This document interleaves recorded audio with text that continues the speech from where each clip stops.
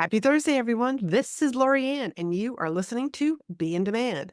This is the podcast where I help entrepreneurs just like you leverage speaking opportunities as your best form of marketing because speaking positions you as the expert and helps you monetize your message along with attracting the perfect clients. Today is a special speaker breakthrough session with my friend Marty coming all the way from Japan. And if you would like to book your own speaker breakthrough session, stick around to the end. Marty, thank you for joining me today. It's nice to meet you. I'm so excited to be here, Laurie-Ann. Thank you for the possibility. Fantastic. Marty, tell me a little bit about what do you do? I'm a systemic positive psychology coach, and right now I am helping people to either find a new job that they want or to find out what is their purpose, what is their passion.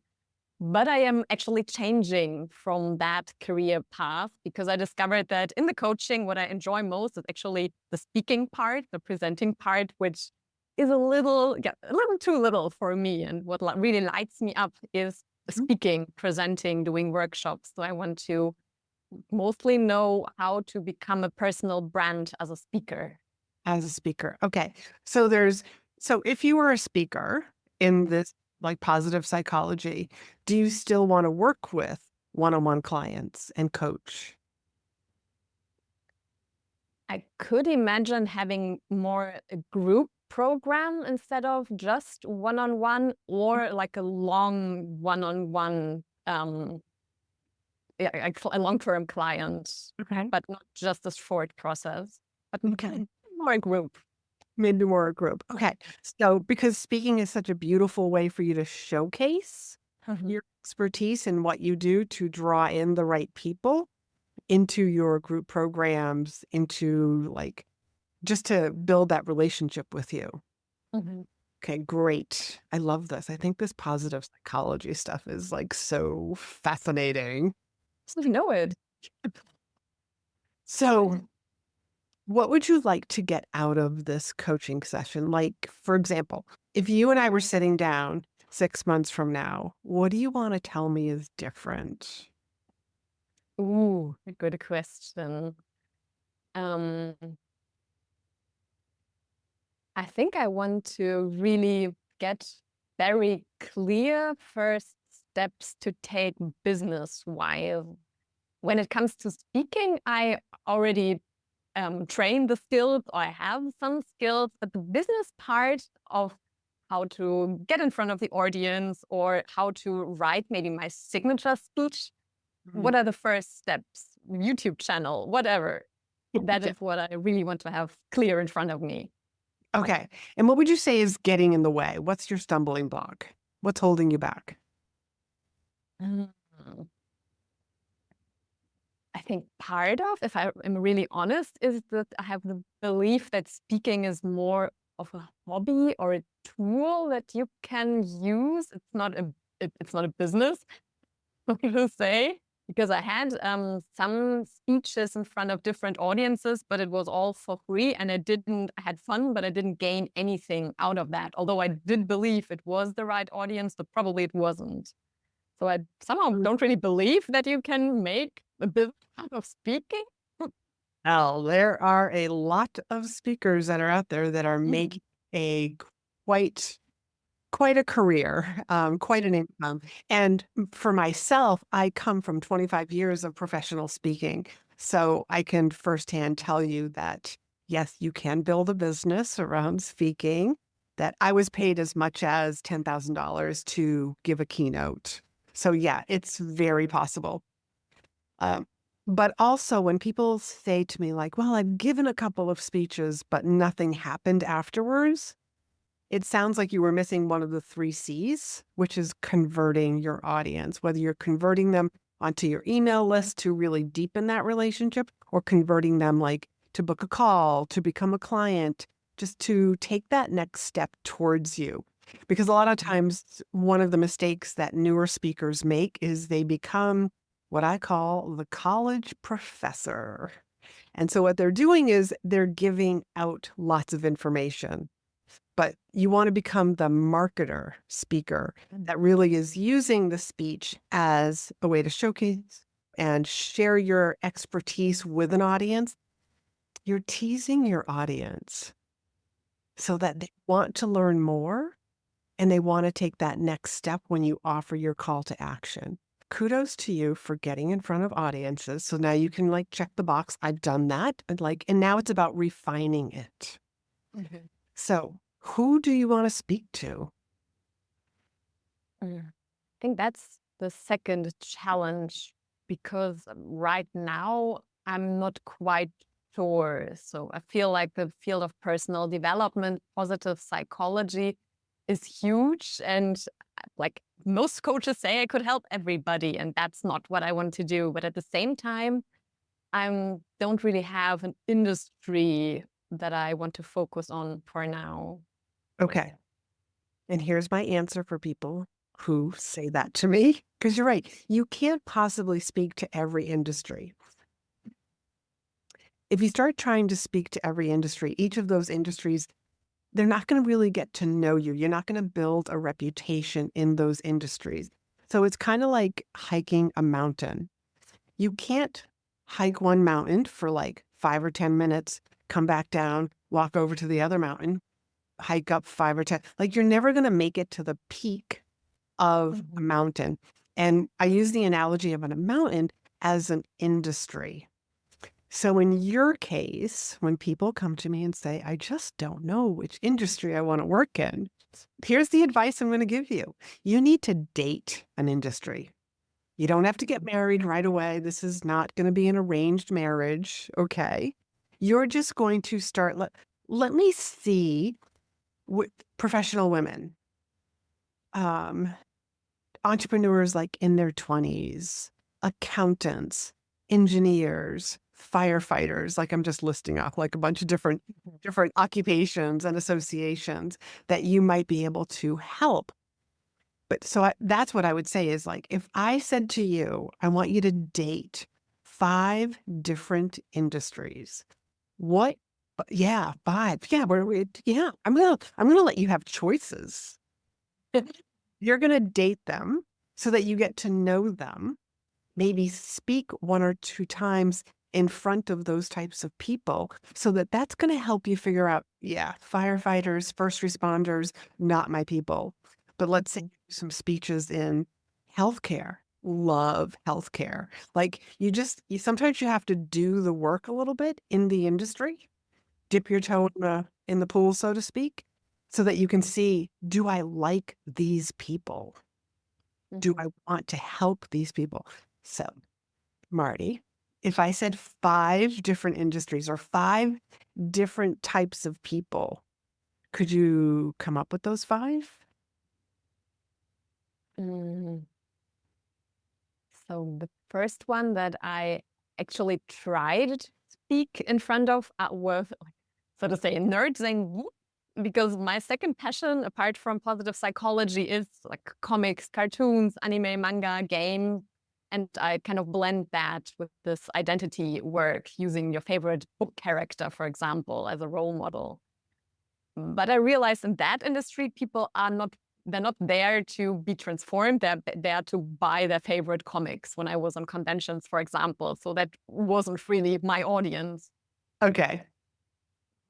But I could imagine that there might be companies working in that sector, like gaming companies, or like it's a huge world, or like book companies, literature or comic companies, whatever. But yeah, maybe that side of people who are kind of nerdy, but not the consumer, but more the creator of Okay. these things.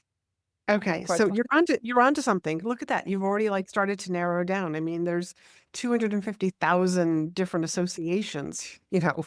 So now you're just saying like they are going to be the geeky nerdy type, the Hmm. geeky nerdy creative type. Hmm. Okay. See, I love that. So when you think of those geeky, nerdy creatives, besides companies that are creating games, video games. Where else might you find these people? Hmm. Could imagine publishing company, Mm-hmm. those who are publishing the books, the comics. Mm, yeah, probably the entertainment sector. Oh, okay. If you think back on some of the people that you have worked with, Mm. who did you like or dislike working with? Because sometimes also starting with like these people, not my people. Like I just did not enjoy this type of Mhm. person. That can also help you narrow down. Mm, great question. Mm, huh. I'm actually not quite sure. That was so different. Of course, the coachable open ones, so they should be open to maybe receive kind of provocative feedback or to not only consume but also engage with me. Those who are really open to take a deeper look on themselves. Yeah. You're such a visual person. What do you mean? Because of the way that you're using your eyes after I ask you a Mhm. question, you look upward. So you're a Mhm. visual Yeah. person. So I know that this is a tough question. Who do you like working with? Especially when I'm saying, like, I want you to find 5 different industries. Let's figure out who you didn't like working with. So this is going to be your homework assignment. Mhm. I want you just to carry around like a piece of paper or even some sort of a note that's on your phone that while you're going about your day, just like you're gonna have just like moments where you're doing something and a download is just gonna come to you. You're gonna be like, I like this. Oh, I don't like this. You're gonna interact with a certain type of person and be like, I want more of these people. I want less of these people. And I think you're gonna find that just like in your everyday life, even when you're not working, I'm talking about like being out at the market, like when you're walking to the grocery store in Osaka, just these everyday moments, it's going to come to you. And to be able to focus on you're just dating an industry, that's going to help you narrow down. I don't, I didn't really enjoy speaking to that type of group, but I really enjoyed this. And then you're going to be able to figure out, I'm going to go all in on this industry.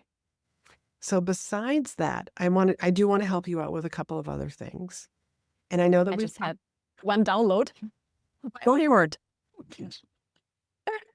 When you're describing just walking around at the market, I think unconventional people who are somehow outside of the social norm, either who look differently or who have a special hobby that they really show to on the outside, but unconventional people who are somehow rebellious apart from social norms. I think that's what I really love. So it wouldn't be traditional conservative industries, but something more open, free. Yeah. Something would great. Okay, I want you to be on the lookout for different conventions, meetups, conferences that are going to attract those type of people. Mhm. Okay. The other thing I wanted to chat with you, and I know that before we hit record, we were talking about your website, and you Mm. don't really have a website yet, but that's okay. But I want you to get a website and start building that personal brand. And on that website, I want you to make sure that you say that you are a speaker.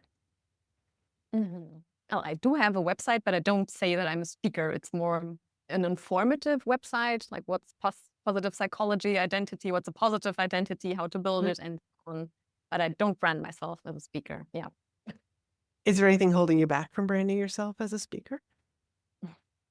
Probably the belief that I have to have the success first, and then I can call myself that. See, I love that. So Mm. that is so common. First, in order for me to say that I'm a speaker on my website, I have to have had some success speaking. My next question would be, how would you know that you've had enough success to put speaker on your website?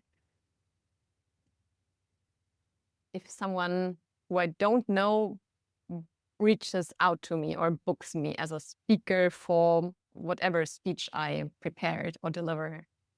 Okay, so here's the problem with that. If somebody doesn't know you Mm. and they reach out to you, like they're not going to reach out to you because your website doesn't say you're a speaker. So, as much as you're afraid of rejection, like just us human beings, we're just afraid of rejection.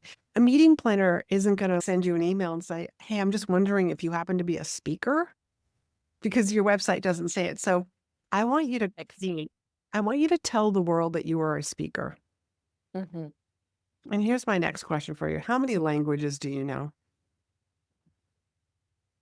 Mm, fluently, I know two, German and English, but I learned many more. Okay. I'm born in Lithuania and learned first Lithuanian and Russian, then German, then English. All right. So you're bilingual. Yeah. I only got English. So I want you to make sure that you state that you are a speaker and you are bilingual, Mm. German and English. And Mhm. you feel like any of the other languages that you do know, um, maybe not fluently, but you feel like I could actually give a speech in that language. I want you to list that also. Mhm. So a lot of times especially with an international audience, you're going to speak in one language and there will be translators. So you have to think of it's almost like you're saying every sentence, every line of your speech twice. You're saying it once and somebody else is repeating it in a different language. So a Mhm. 1 hour speech actually gets condensed to like you're really only talking for 30 minutes. So that's with an international audience. But let's get you known as a bilingual speaker. You're Mhm. very valuable as a bilingual speaker. I never thought of that. Yeah. How does that feel? Interesting, really. Yeah, really. I mostly speak in English because that's how I read all the topics I love, but I never thought about really including German as well. Yeah. Yeah. For your particular case, especially if you want to speak in German, like you literally could have your speaker page on your website. You could say, here's the English version. And if you want the German version, click here. And you could bring Mhm. people to the same page, just translated in German. Mhm. So you have a great advantage to knowing another language. So Mm. how does all that feel? Do you feel comfortable like putting speaker on all of your different social medias? Oh, yeah, I Yeah. do. I like to do the scary things, so yes. Good, good. So will you do that by tomorrow? Yes, I Wink, wink. will. Good, good. So do you feel like you have a little bit of direction? Yeah, I do. And the other thing I just want to say about your speaker website, well, not your speaker website, but your website, your brand is on your speaker page because a meeting planner will come to your website. I want them to see speaker up in the Mhm. top as one of the pages that they can click on, not Mhm. they can find it in my About Me section. Now, a meeting planner is like, like they're coming to your website and they are evaluating, is this a speaker or not? They don't want to hunt for the information, but you also need to look like a paid speaker.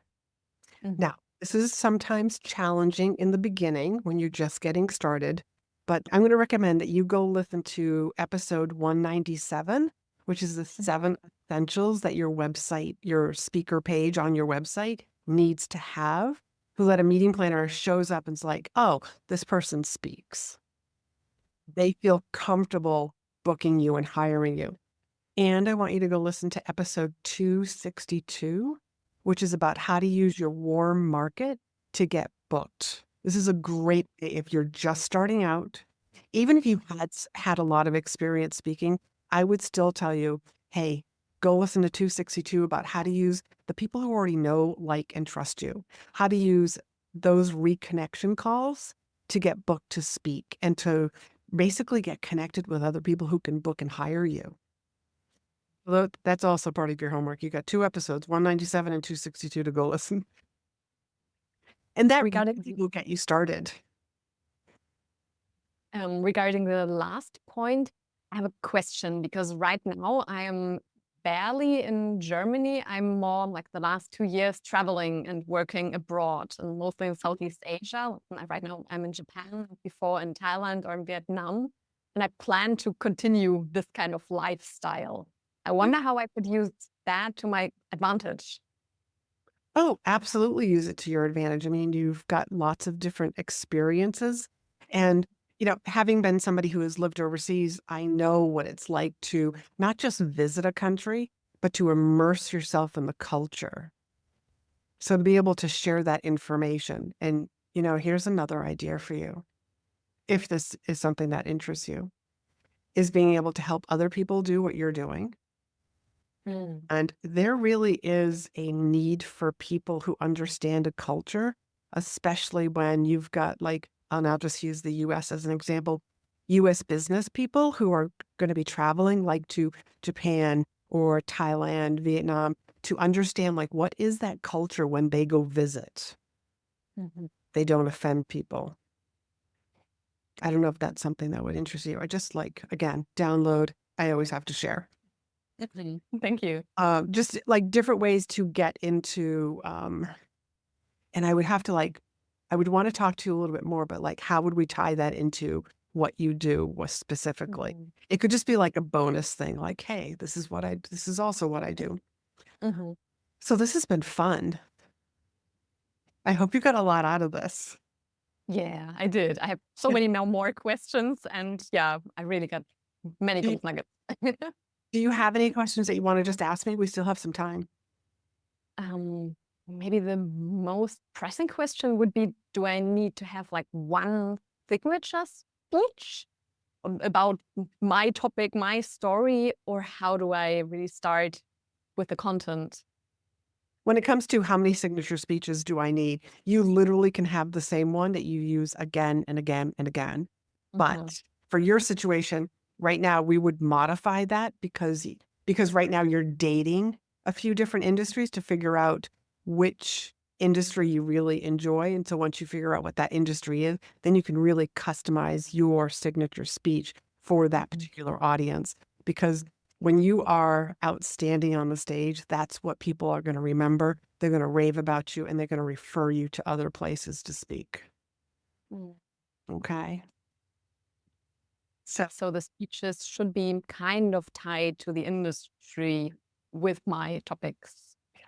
yes, but since you're just getting started and I'm asking you to date a few different industries, I'm going to say your title for your signature speech can be a little generic and feel like it can be used in multiple industries until you Mhm. fine tune it.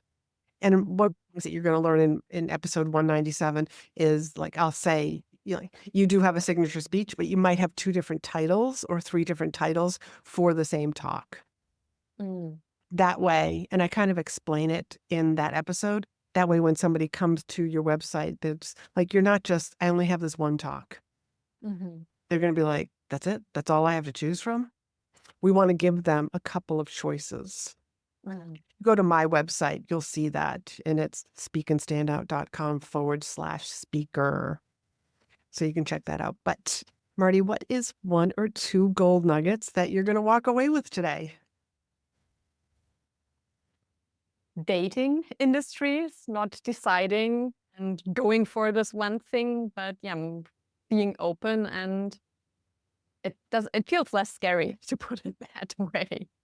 To not have to decide on something. I think that's giving myself the permission to date different industries. And also, yeah, it always felt kind of restrictive to decide on one niche, one target group, one speech. But the last sentence you said, like when I am on stage in any kind of industry and people perceive my speaking skills, they want to book me, even if they are from another industry or the topic doesn't really fit yet. So getting this first step, that is more important than deciding and staying forever with that decision. Now, I don't want you to stay forever dating. You still have to make a decision. And so I'm also challenge you at the same time. I want you to start writing that signature speech. Mhm. Okay. Because because a lot of times what I find is, well, my speech isn't written, so I can't really pitch places to speak. And then they don't pitch places to speak because they're like, but my signature speech isn't done. It's this revolving circle of excuses. Mhm. So start writing the speech. Yes. You're gonna learn about having those connection calls, and that's gonna start getting you booked. And once you start Mm. getting booked, it literally snowballs. Mm. So have fun. Yeah, So, sounds great. Marty, where can people find you if they want to I have learn? my website, which I will work on tomorrow, senshihero.com, like SENSHI and hero.com, and my YouTube channel, Marty Low, LO. Hello. Thank you so much for joining me today. Thank you so much for having me. It was so much fun. Are you tired of hearing crickets on social media? Wondering where to get seen by the right people? Or frustrated with the growth of your business? Then the Speaker Breakthrough Session is just for you. During this free 20-minute discovery call, I'll help you recognize where you're leaving money and opportunity on the table. You'll walk away with tips and a strategy to leverage speaking opportunities to get positioned as the expert, visible to the right people, and monetize your expertise. Book your call at speakandstandout.com/SBS for Speaker Breakthrough Session.